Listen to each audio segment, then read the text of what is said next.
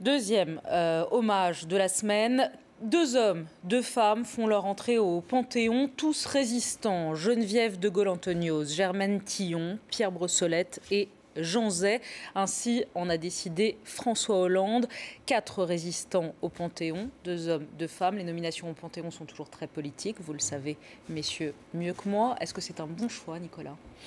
Écoutez, c'est un choix hollandais et en plus la résistance, c'est ma matrice. Je pense que c'est celle de la France aussi.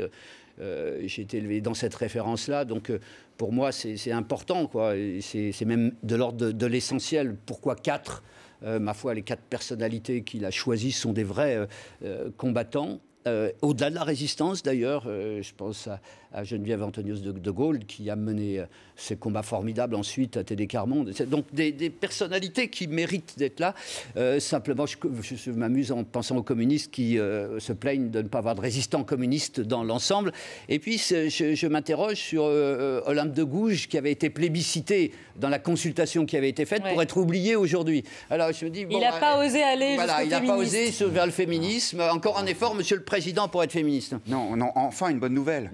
C'est-à-dire que là, pour une fois, François Hollande a résisté à cette espèce de pression ahurissante qui voulait que Olympe de Gouges, dont les 99% des Français n'avaient jamais entendu parler, entre au Panthéon sous prétexte qu'elle était féministe et que c'est bien porté aujourd'hui. Enfin, tout ça n'est pas sérieux. On a aussi parlé de Joséphine Baker, qui était une femme formidable, mais dont je ne suis pas certain qu'elle ait sa place là. C'était Régis Debray, effectivement, qui avait proposé cette candidature.